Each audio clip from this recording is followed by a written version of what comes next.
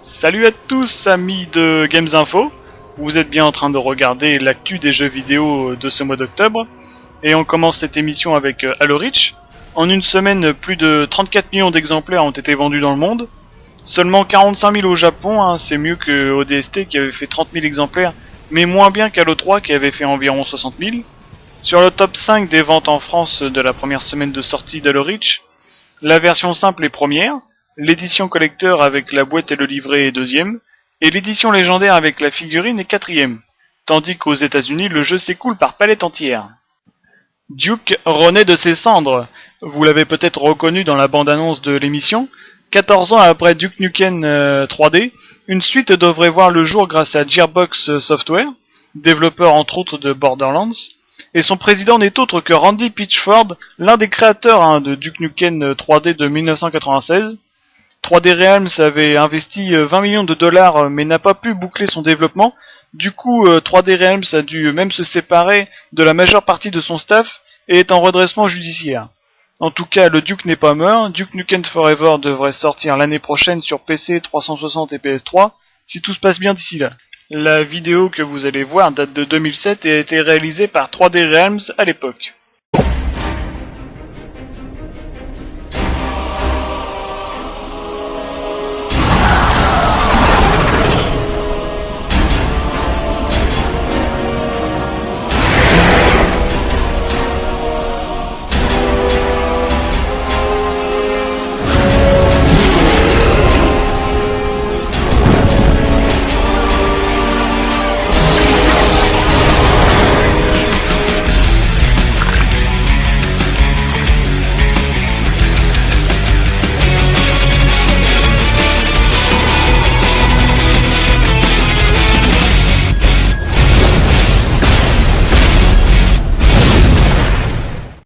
Les images de Fable 3 ont été dévoilées. En voilà quelques-unes où l'on peut découvrir une panoplie de personnages qui feront l'histoire de Fable 3. Une galerie résolument sombre qui plante les décors de cet opus, promis plus mûr que ses aînés. Sortie prévue le 29 octobre exclusivement sur 360. Killzone 3 présent avec sa bêta multijoueur pour le 25 octobre.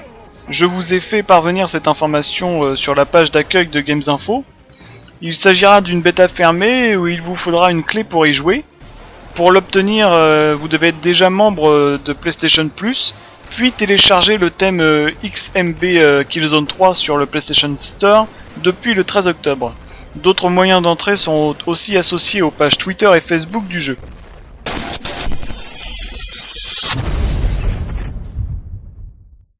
Nouveau départ pour la saga S-Combat avec Assault Horizon.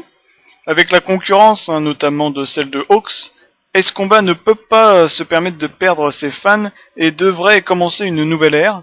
Il devrait sortir l'année prochaine. En attendant, voici quelques images qui s'annoncent prometteuses. On va en prendre plein les yeux apparemment. Je vous parlais d'un contenu téléchargeable pour Red Dead Redemption. Depuis le 21 septembre, Rockstar Games remet ça pour le 26 octobre, mais cette fois-ci vos ennemis seront des zombies. Les humains ne seront pas les seuls touchés puisque tous les animaux du jeu subiront également les effets de cette contamination, en témoignent ces nouvelles images, téléchargeables sur le live pour environ 10€ sur 360 et PS3.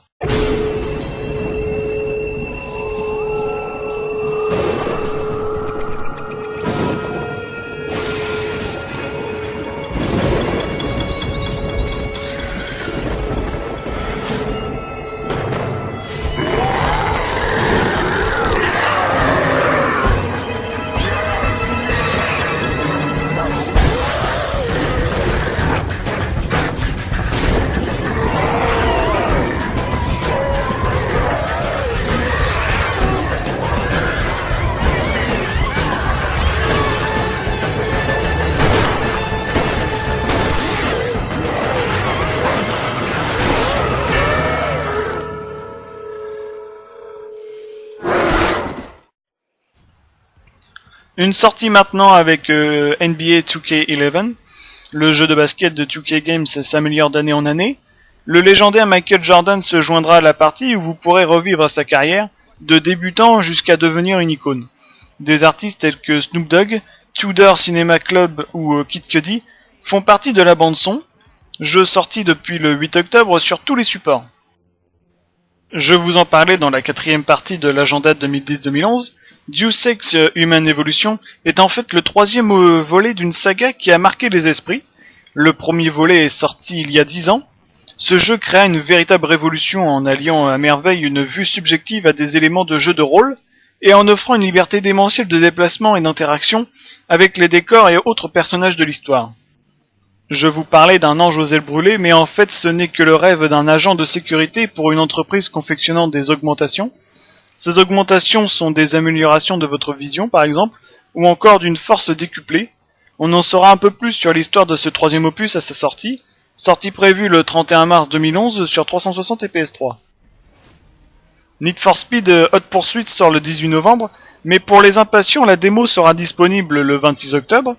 Pour l'occasion, Criterion sort une vidéo nous montrant ce que nous pourrons faire.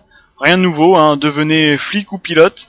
Vous pourrez parcourir plus de 100 miles de bitume, en mode carrière solo, ou sur le live où vous pourrez vous comparer aux autres joueurs. Sortie prévue sur 360, PS3 et Wii.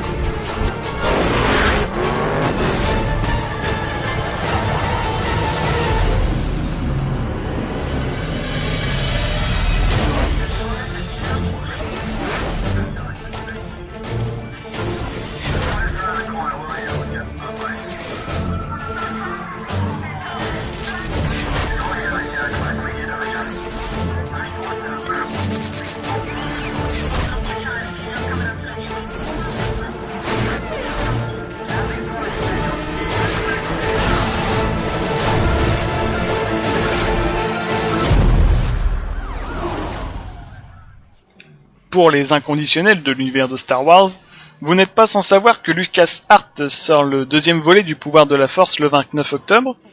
Eh bien si vous ne pouvez pas attendre cette date, sachez que la démo est déjà disponible sur 360 depuis le 12 octobre et sur PS3 depuis le 13 octobre.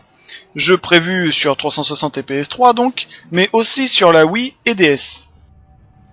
Alan Wake à présent, un contenu téléchargeable est disponible depuis le 27 juillet sur le Xbox Live, se nommant Alan Wake The Signal, un épisode qui n'enrichit guère l'histoire mais vous propose une sérieuse dose d'action.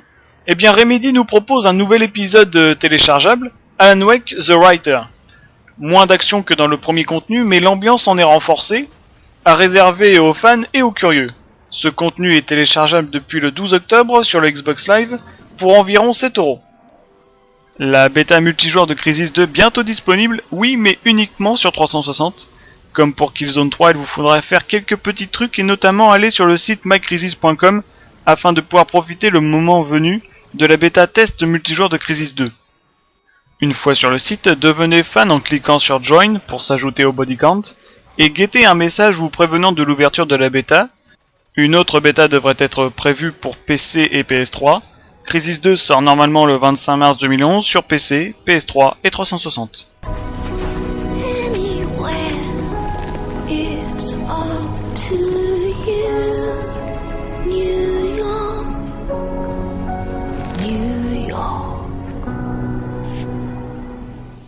Gran Turismo 5 en retard, c'était trop beau pour être vrai. Alors que la planète entière attendait ce jeu événement début novembre, et ben c'est raté. Sony a finalement décidé un ultime report de son titre phare pour cette fin d'année 2010. Officiellement, ce serait pour peaufiner le jeu et pallier aux problèmes de production du jeu, excuses qui ne vont pas dans le même sens du coup, mais des rumeurs indiqueraient une mauvaise gestion de l'impression des Blu-ray du jeu. D'autres avancent l'incompatibilité du jeu avec le récent firmware 3.50 de la PS3, conçu à la hâte par le constructeur pour contrer la fameuse clé USB jailbreak, clé permettant de craquer la PS3, incompatibilité qui aurait forcé Sony à revoir le code de la version Gold. Enfin, certains disent que c'est un manque de communication du jeu à la presse qui aurait retardé sa sortie pour que les journalistes spécialistes des jeux vidéo puissent faire leurs critiques en essayant le jeu eux-mêmes. Plusieurs raisons avancées, mais au final le jeu est retardé pour la fin d'année 2010. PlayStation annonce 1,5 million de PS Move vendus en Europe depuis sa sortie le 15 septembre. Un excellent chiffre pour Sony au vu de tous les accessoires à acheter pour le PS Move avec l'iToy et les manettes. Un chiffre difficile à vérifier car Sony joue sur les mots entre vente et livraison en magasin. On connaît maintenant la date de sortie de Test Drive Unlimited 2. Ce sera pour le 31 janvier 2011. La sortie du jeu avait été repoussée, il devait sortir en septembre dernier.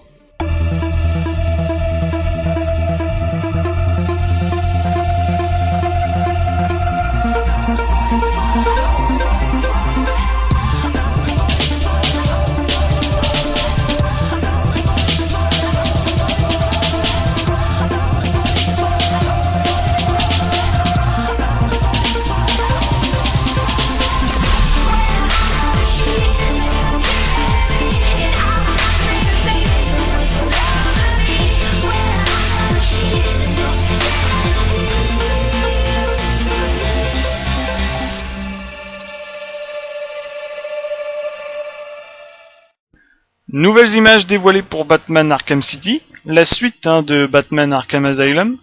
Des images prometteuses où l'on voit les ennemis de Batman comme les sbires du Joker, Harley Quinn ou encore Double Face, mais aussi une alliée qui vient en aide à Batman, Catwoman.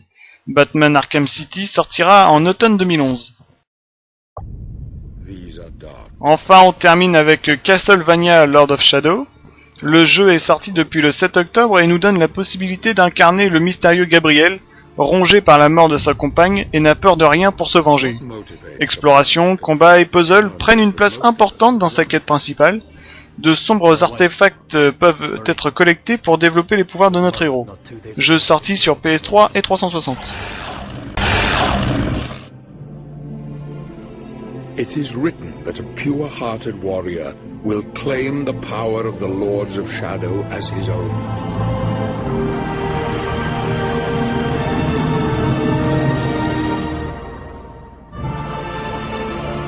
You are a good man, Gabriel. You are as God intended. I loved you then, as I love you now. I have done questionable things.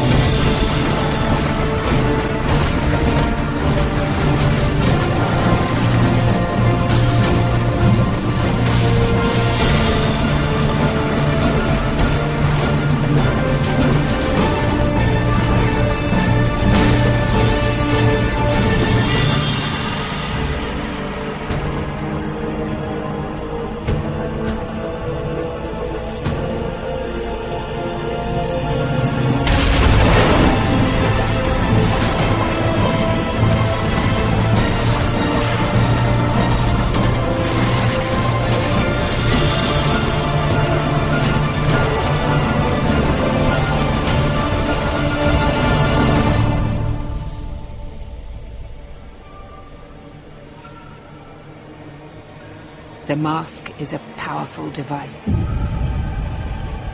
Can it really bring the dead back?